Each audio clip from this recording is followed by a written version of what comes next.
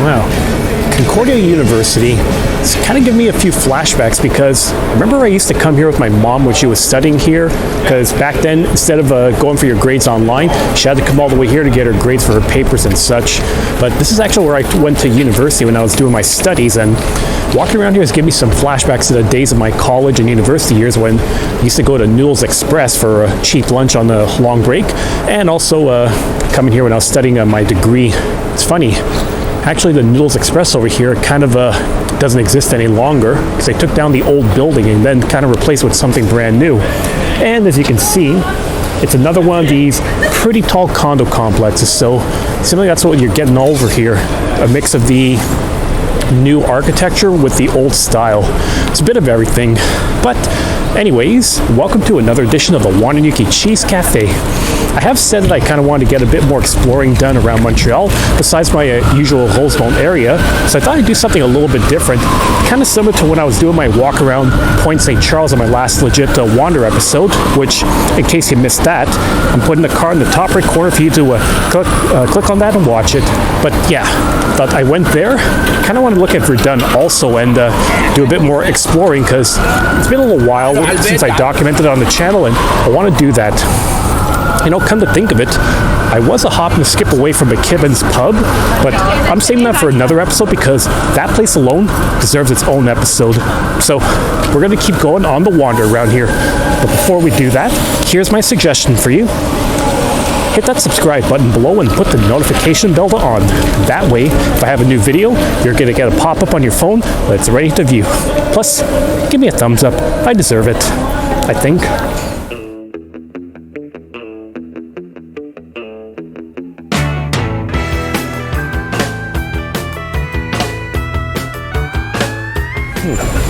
But speaking of the passage of time, I am kind of reminded that as I'm recording this, I'm actually approaching the 20th anniversary since I had started university. So I was talking with one of my buddies and he said, we went to Concordia as of this fall 20 years ago. And I'm thinking, has it really been that long? It just feels like as time goes on that some of these milestones, things I grew up with feel like it was an eternity ago, and you don't realize until you just look back and realize how many years had passed. Funny how that works.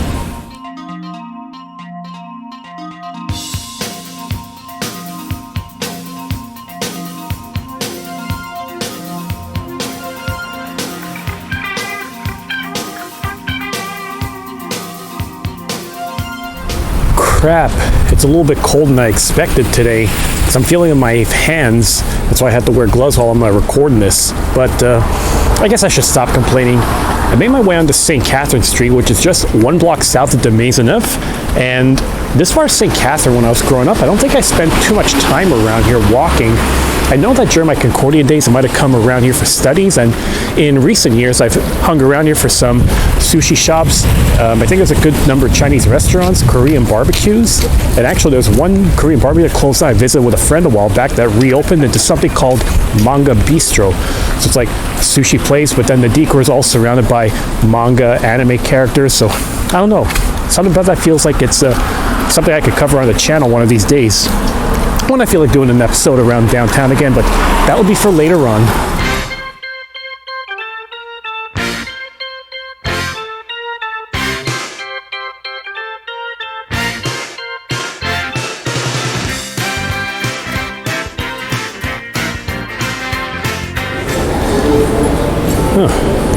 I haven't been here in a long time, so I forgot it kind of changed quite a bit.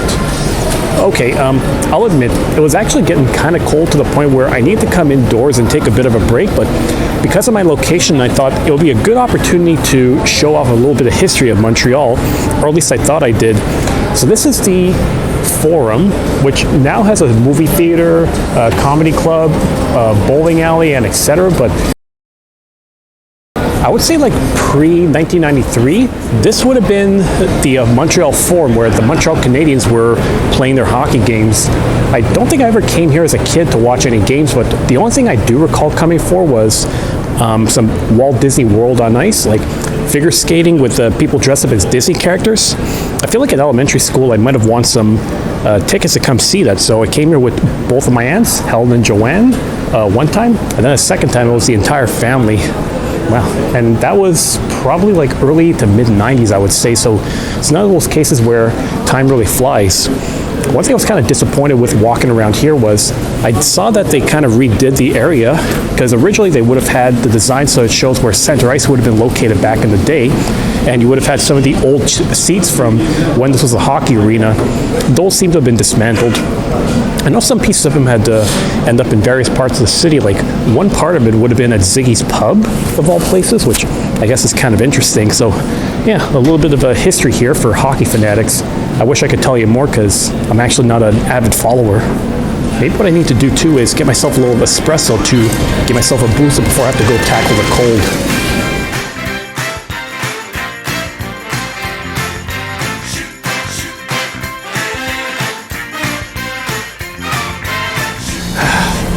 Just the breathe that I need, because now my fingertips are feeling a little bit warmer. Wow, that was a Beehive Cafe. It seemed kind of nice. There's a lot of hexagonal ornaments that were hanging around, which makes sense because a beehive, like honeycombs, basically look like a hexagon. So, you know, 6 sides. I like the vibe. Nice board games around there. I do remember that I used to be at Tim Hortons many years ago, so it must have changed and I didn't realize it. But then again, I don't really walk along the street very often. I also did have to laugh because on the door it said there were like 4 things you couldn't bring in, which was food, drink, negative vibes, and your ex. Why do you want to bring your ex to a cafe? I don't know. I guess that's a part of the joke. Anyways, I am now on Atwater Street, so I'm probably going to be making my way south into Verdun. Might have a few stops along the way because I'll be passing by Little Burgundy anyways. We'll see what else I do.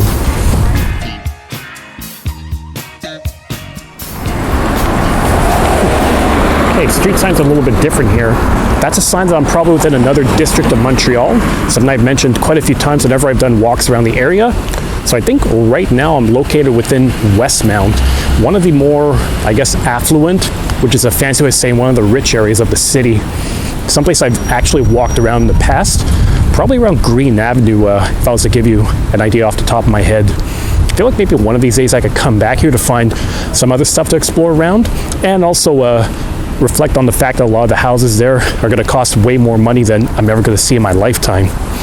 And I'm not talking about like several hundreds of thousands of dollars, I'm talking several million. That would take, well, I kind of dread how long it would take to pay that off. Never mind the taxes on those things.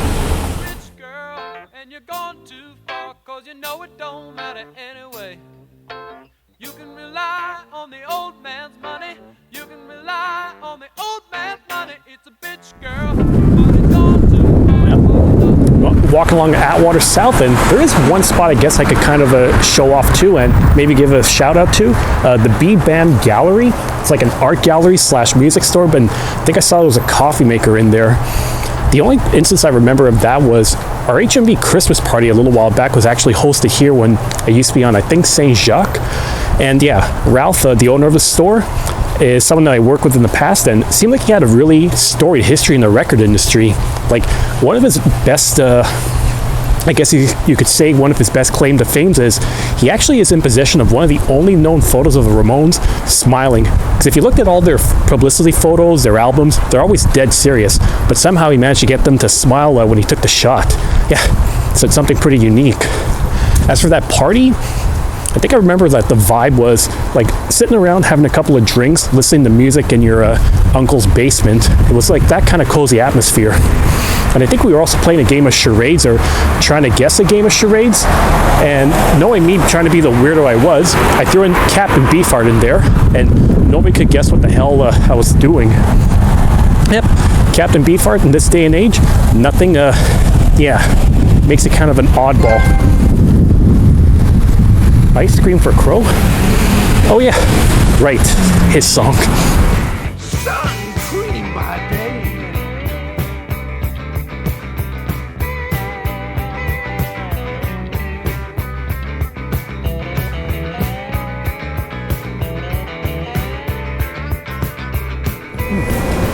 It's funny what kind of graffiti you find on the streets.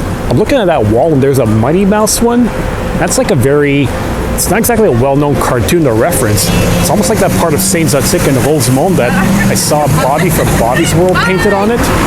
I don't know. It kind of takes a specific person, like, you have to come from a certain generation to know what you're talking about with that. Oh well. I'm just passing my way through Notre Dame Street West. It's an area that I've covered very rarely, but on occasion I do like to do walks around here. If you wanted one time when I did a pass by here, just click the top right corner, and that's me doing a pass along Notre Dame while making my way to the Saint-Ambroise Brewery, where I was actually recording that episode with a couple of other colleagues and friends who actually got to see me and my process, see exactly what goes into making an episode. Fucking Sledge Brothers.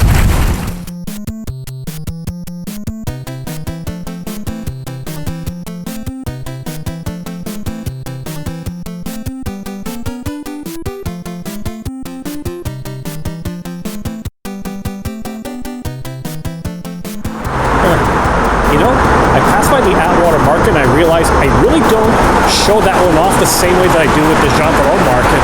I know there's some good shops there that I should probably check out, but I guess the reality is it's also the nostalgic factor, nostalgic factor that makes you go back to Jean Perrault again and again. I'll see what I do. Now, I'm continuing south along Atwater, and right now I'm passing through the Atwater Tunnel, which is why the lighting is kind of funky at best sometimes. And funny thing is that if you want to know the location of this, I'm actually technically located right below the Lachine Canal, so I got a body of water right above me when I really think about it. I'm taking a different route into Verdun compared to the last time that I was there. Oh yeah, if you do want, I'll put a card for the top right corner for you to watch when I did my very first visit there. But to get to Verdun that last time, I went along Charlevoix onto Wellington and then made my way westward from there. This is actually going to take me to another part of the area, and it's one of the other routes I did a little while ago. Shouldn't take me that much longer to get there.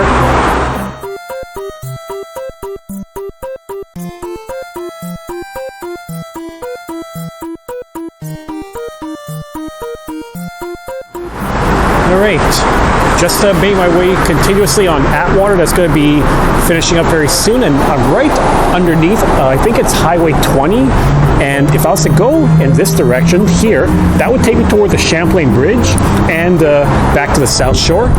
If I was to go the opposite direction, that would lead me towards, I believe, closer to Autoroute 15 or the Picari, which would also take me around to NDG, and I guess also the Turcotte interchange, which is a god-awful eyesore. I think I remember years ago I was walking by there when they were doing renovations.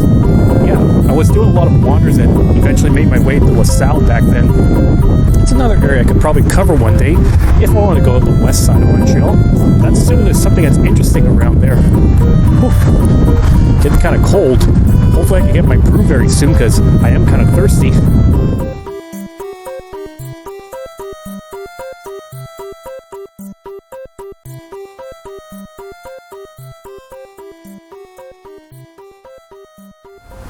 One surefire way to know that I got into Verdun is just seeing that Atwater eventually morphs into Henri Duhamel Street.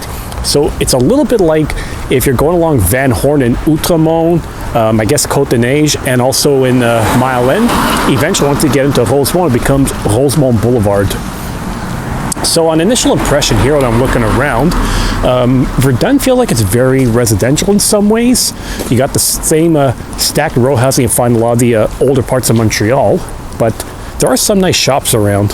I think Wellington is probably where most of the fun places are to hang out. It's a little bit like how Masson Street in Rosemont is like the commercial artery of that district, or I guess Fleury Street, because you got the Fleury Promenade up in Ahuntsic. Oh yeah, Ahuntsic is another spot that I visited a little while back for the first time.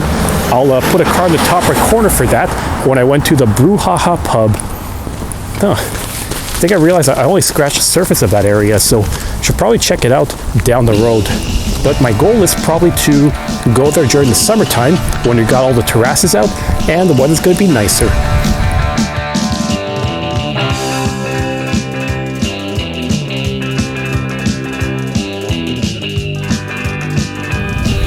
The Johnny Depp?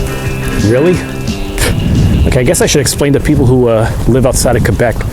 Dépanneur is the French term for convenience store around here, but to make it easier, sometimes we refer to them as deps. Like they're going to be going to the dep for like a bag of chips, or most people will probably buy their lotteries, cigarettes, and their beer. but they made it into a really bad pun over here. They call it the Johnny Depp, almost like you're trying to think of a Johnny Depp the actor. How bizarre. Looks kind of weird, but then again, there's nothing wrong with looking weird from time to time. I mean, look at me. I look weird. Some people say I look scary, maybe mafioso. What could be worse than looking like that?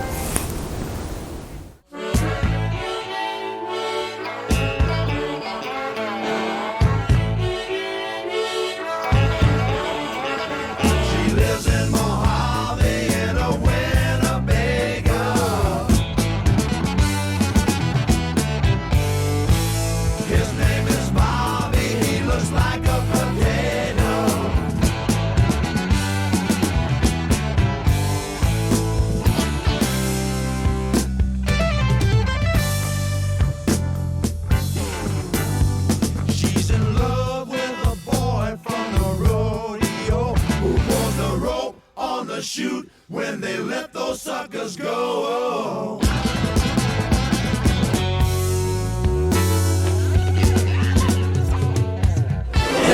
I keep having to remind myself that we are in mid-February after all, because as cold as it is, knowing that we're still in the middle of winter, it's 5 o'clock and it's still pretty bright outside, so that means that we're slowly getting close to daylight savings time, and then that means that we'll still have some plenty of sun around close to 9 p.m., so that's going to be pretty awesome.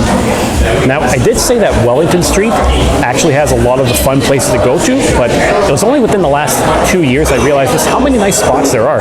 Hang on. Telling you, whenever this thing gets cold, it condenses and then I get a little bit of a fog on here. Yeah, I didn't realize just how many nice spots there were.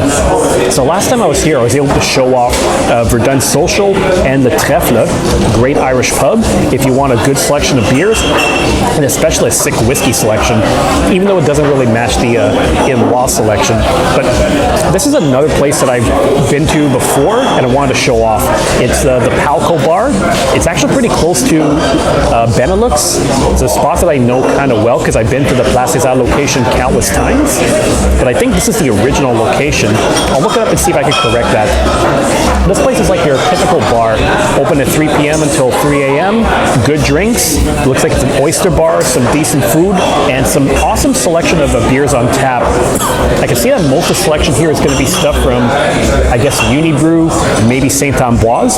But something that does make it kind of unique is that it's one of the only bars I've seen that actually has Pabst Blue Ribbon. And no, if you're a Looney Tunes fan, I'm not talking about this blue ribbon. Pabst Blue Ribbon is like one of those skunky style blondes. Like usually you would find Labatt 50, you would find maybe Labatt Blue depending on the bar you're in, Molson X, and etc. There's very few bars I've seen Pabst served on tap. And now that I think about it, Carling Black Label is not a beer that I really see on tap either. Most bars I've been to, they only serve it like in bottles and one of those jumbo cans. But I didn't come all the way here to do a skunky beer. I went for a classic of mine, the St. Ambroise New England IPA. I wanted to do something else at first, but the minute I saw that on tap, I felt like I had to do it because you already know my style.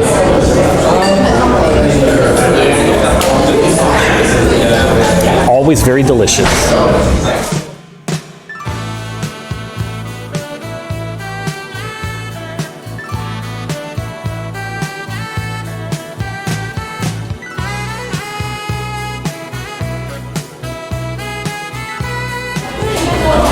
Taking a look up above, and I noticed that there's a foosball table up on the mezzanine. It's giving me back memories to high school and even my college days, for lack of a better time period.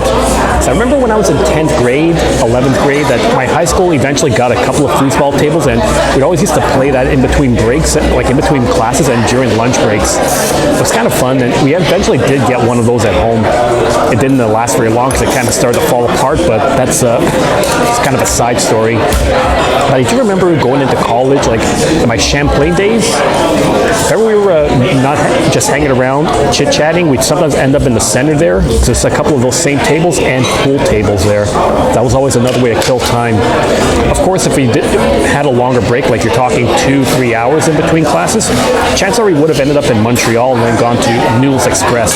So it kind of ties back to me passing by Concordia and mentioning that we used to go there for lunches. General Tao, I think that was one of my first experiences of trying that there, but I used to get the pan-fried noodles that was a mixture of chicken and beef, and back then I think a plate of that cost around $7. You're talking early 2000s, so it gives you an idea just how cheap it was back then. How much something like that would cost? Nowadays I would say $12 or so. So still, all things considered, when you look at the price of food everywhere, that's still pretty affordable. Yeah, that was a little sidetrack as I saw that and made me reminisce about old memories again. As for the bar here, I do say they have the typical bar snacks you can get, like your chips, olives, nuts, like things you can munch on while you're having a pint. But you do have a few things on the menu, like a mac and cheese, grilled cheese, some Euro dog. Okay, those are usually pretty awesome because the way that I always get them at Benelux is I get the wiener in like a baguette with some Dijon mustard and with a bit of sauerkraut put on top. So that combination is pretty awesome. Memories again. I feel like that's the first time I had something like that was the Gentilon Market. The Balkania shop that's over there for about $5 when I was a teenager. You can go there and get the same kind of sandwich. Yeah, I know. I got like a whole bunch of stories going on, but the reality is I walk around and I see my sights and sounds and always bring back some old stories and back when I was younger. So this brew's looking pretty nice, and I gotta say, because I'm sitting at the bar, that the aroma of all the herbs is kind of getting to me. I think there's like cardamom, maybe some mint. It's kind of a nice smell. As for if I do another round here, we'll see. Because worst case, if I finish off here, I do have Benelux right across the street from Palco. Very funny. So you gotta wonder, are you talking about this Falco or this one? You decide.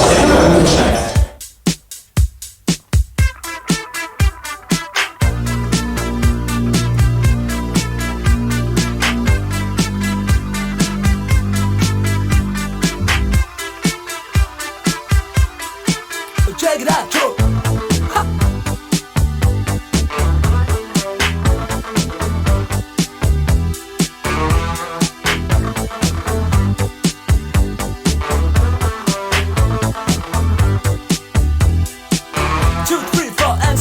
Es ist nix dabei, nur wenn ich euch erzähl die Geschichte.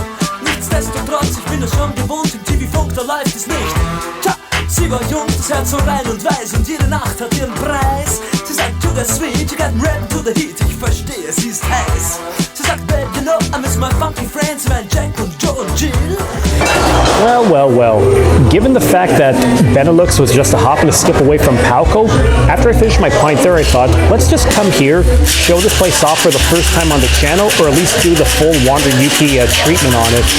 Now, like I mentioned, I know Benelux well because I've been to the Place des Arts, Sherbrooke, Jean Mance location countless times, and I could probably tell you that I knew some microbreweries like Brewtopia, but Benelux was my first experience with microbreweries, and it kind of set the stage for me discovering places where they make their beer right on the spot. I'm not sure about the history, but as far as I can read about, this is the original location before they opened up around the downtown, but I'll have to do more research and figure that out. But whatever the case, this is a pretty cool spot. Gaia beer was like my first beer that I tried out.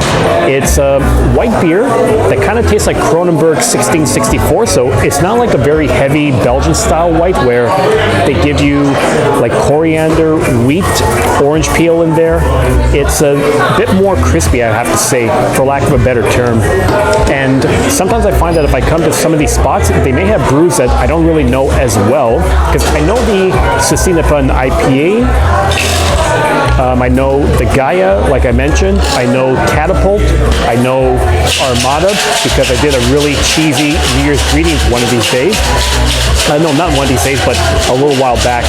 But sometimes you find brand new stuff, and this is what I'm doing now. I'm moving on from the IPA into a white beer, but I'm gonna admit, I picked this one up just because of the name. So this one is called What the Fuck. Yeah, English or French, you know exactly what that's supposed to mean. So regardless, here's to a What the Fuck brew.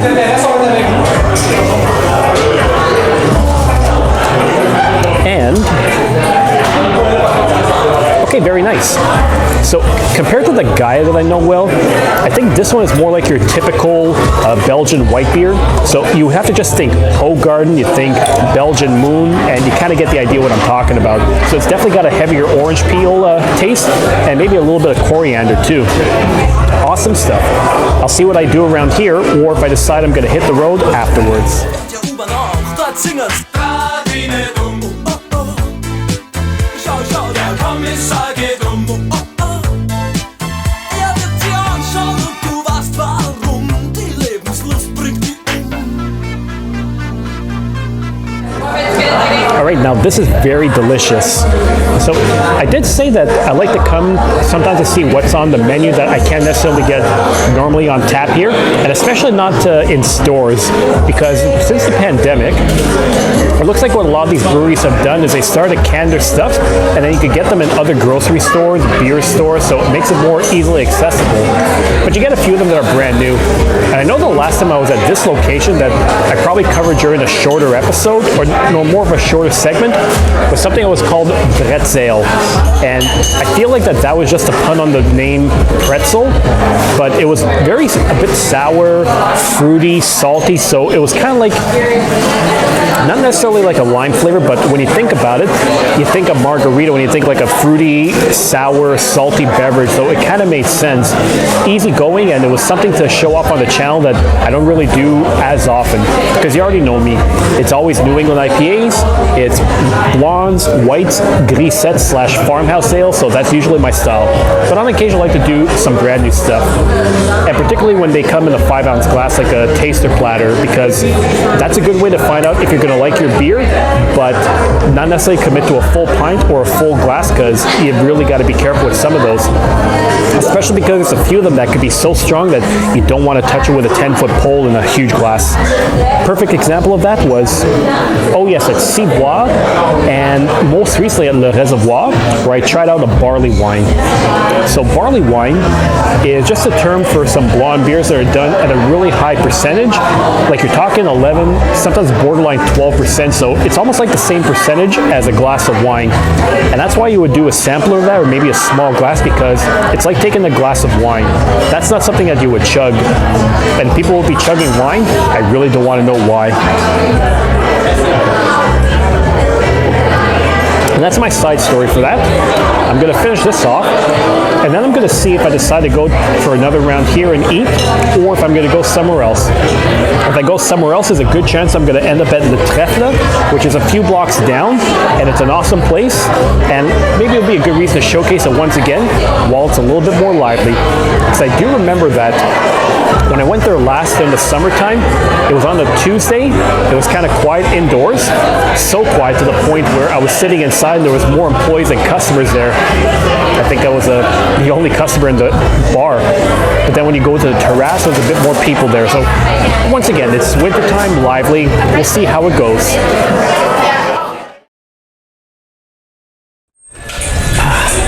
So that was a fine brew over here.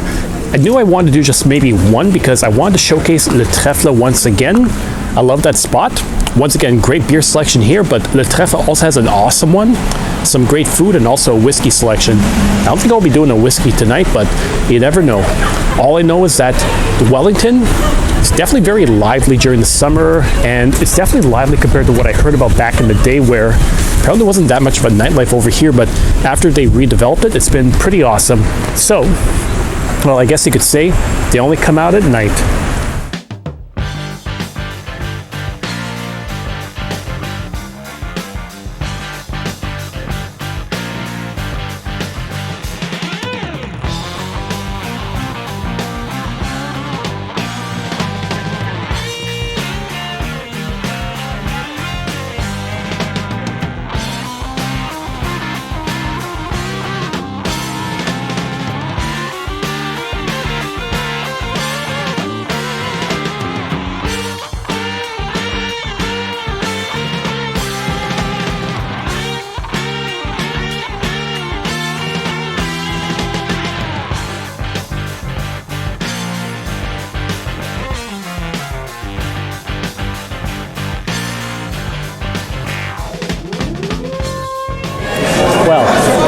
say I was considering coming to Le Trèfle, and because I was in Rome, or in this case on Wellington, I thought, why not? I've shown this place off before, but as you can tell by the footage I just recorded earlier, it's a lot more lively because I'm here later in the evening, and there's a lot more people around here, so I dig it. Once again, when you look at the beer selection, it's actually a pretty solid selection, because it's one of the only places I could see that you can get the Boréal IPA du Nord-Est with the Saint-Ambroise New England IPA, so you get your options over there.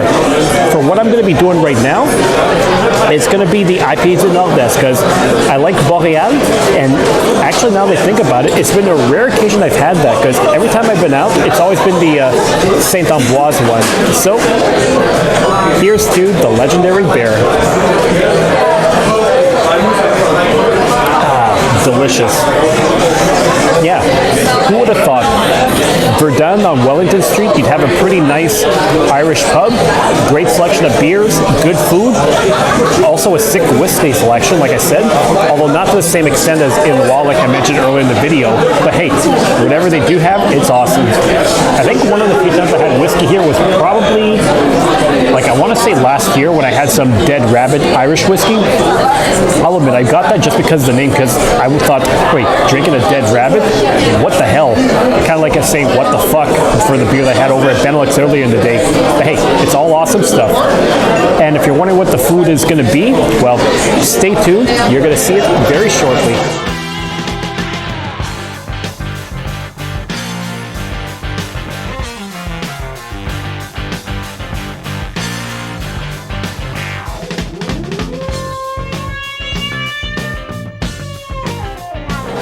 Beautiful.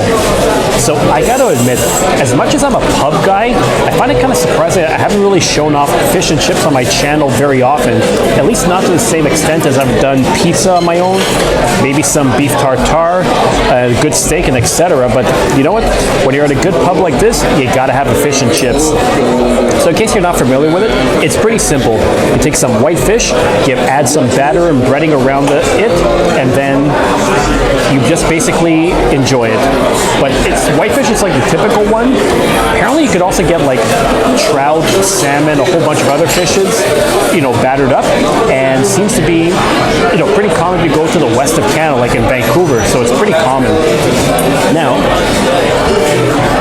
I'm going to give us a taste test and show off my first taste of fish and chips on camera with a tartare sauce too. I don't know what's in tartare sauce. I got to look it up further, but at the very least, it's something brand new and awesome.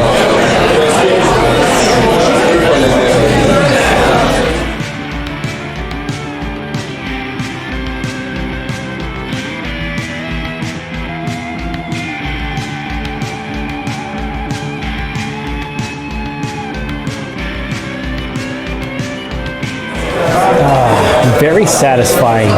So, first time I've done a fish and chips on the channel, and it was a surefire success. 2 good fillets, well breaded, had a tartare sauce, but something else I forgot to point out is that there was a homemade spicy mayo over there for your fries, along with some guacamole as well. The guacamole, I guess you could combine with anything else and make yourself a little mélange of a dip, or I guess a sandwich for yourself. And all that the same, even despite all of that food, I'm still about halfway through my bear juice, so I'm just going to be finishing this up before I decide if I'm going to do anything else before hitting the road. That's going to be something to see down the road. Awesome. I gotta admit, I keep saying it, but Wellington, visit here a few times because of video game stores and maybe some other stuff around, but I didn't fully appreciate it until the last few years when I was discovering the cafes, the bars, the restaurants, which, as you already know, is part of my forte on this channel. So it's a nice little fun area to visit from time to time, and I feel like that if I come back here, I'm going to discover something else again. If I can find every nook and cranny in the Rosemont, I can definitely find it within Verdun. Even if it's all on Wellington, there's always something new to discover.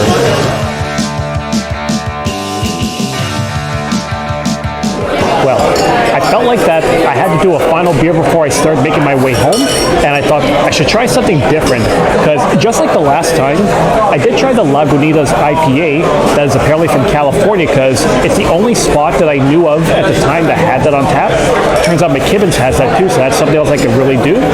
And there was another one here that seemed like it was unique, something called Madrid, and it's supposed to be like a Spanish-style lager. I had to look it up because this is the first time I've seen that, and if I was to look at my coaster, they do have it clearly labeled here, and apparently it's something that's distributed by Molson Coors, but it's supposed to be collaborating with the La Sagra brewer, and it's supposed to kind of mimic the Spanish-style lager, which I'm going to admit, when I think Spanish lager, I think Mahu, which is a house spirit you find everywhere in Madrid.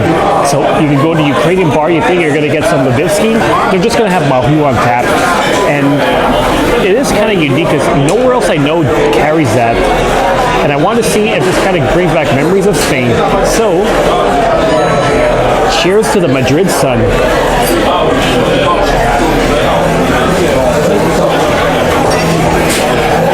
Okay, it's not bad. It's basically a lager, so you kind of know what you're expecting with it. And yes, you probably think Molson Coors, but at least they're only doing the distribution of it, not the production, or they're not making it so it kind of tastes like Molson or Coors Light. It's a bit like with La Trou du Diable. La Trou du Diable still makes their own beers, but Molson Coors distributes it, so it's not like they're going to be fucking around with the formula like Mike Love would have said to Brian Wilson, the Beach Boys, back when he was a member of it. But okay, that's a musical reference I shouldn't get into. All that to say, it's a good beer. It makes me think back to Spain, and it's a nice way to kind of enjoy my Saturday during a long weekend, because it is family day in the rest of Canada, but I am lucky enough to get that off, so I cannot complain. Extra days off to do what I enjoy is a thing of beauty. And anyways, thanks for watching this latest edition of the Wanayuki Cheese Cafe. So if you like what you see, you already know what to do. Hit that subscribe button below. Give me a thumbs up if you enjoy my antics, my wanders, storytelling along the way, and discovering new places in Montreal. And if you have any ideas of future episodes, leave in the comment section, and I'll see if I can incorporate it one of these days. Till then, take care and see you next time, and I'll see you when this episode drops. Probably going to be in mid-March given my schedule, because I already have like a month's worth of episodes done. Productivity for the win.